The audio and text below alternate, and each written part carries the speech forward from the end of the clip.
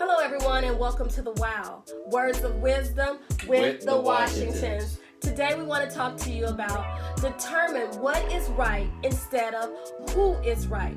You see, this statement is easier said than done because doing what is right can be difficult for most individuals due to having the mindset of what's in it for me.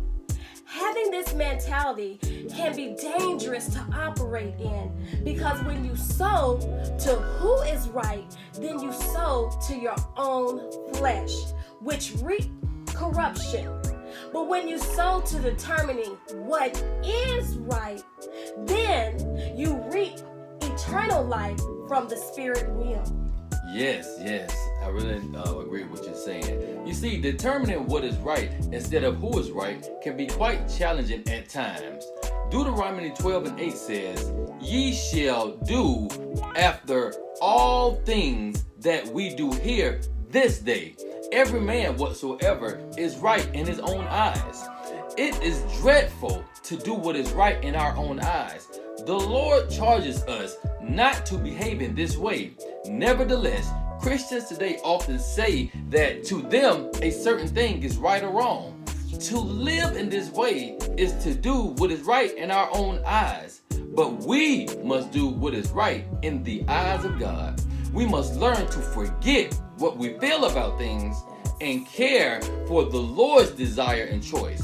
To us, certain things may seem right, but how does the Lord feel about them? That's a great question that you ask.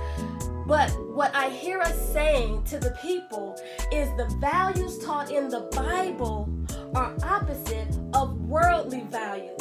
For example, in the Bible, it states, show kindness and respect instead of power, humility instead of status, honesty and generosity instead of wealth, and forgiveness instead of revenge.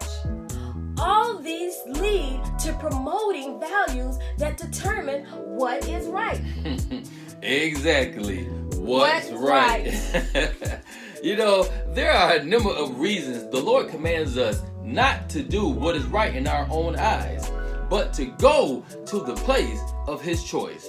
The first of these reasons is that we should not abuse God's grace, because if we fear God, we will not do what is right in our own eyes.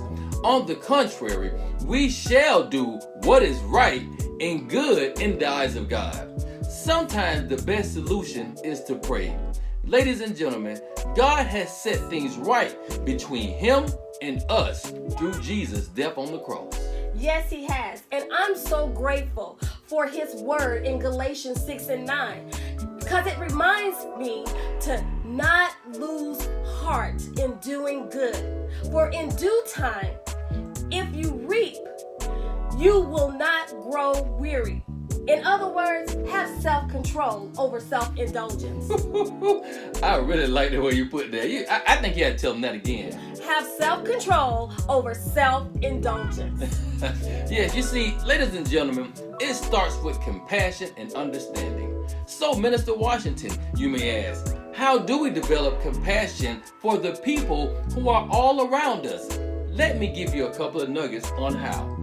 First, we have to realize that every person has a story. Also, every one of us has hurts, fears, successes, and failures. Yes, we all have a story. But as long as we allow people to remain faceless, we'll never be able to develop compassion for them. Secondly, understand that people are not obstacles for us to try to avoid.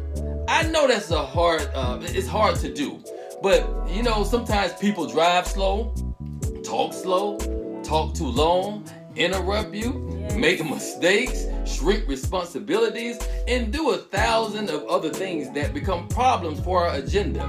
But in the end, at the end of our lives, nothing we do will outweigh the compassion and the empathy we've shown for those people in our path. So, who's right? Ask God. What's right?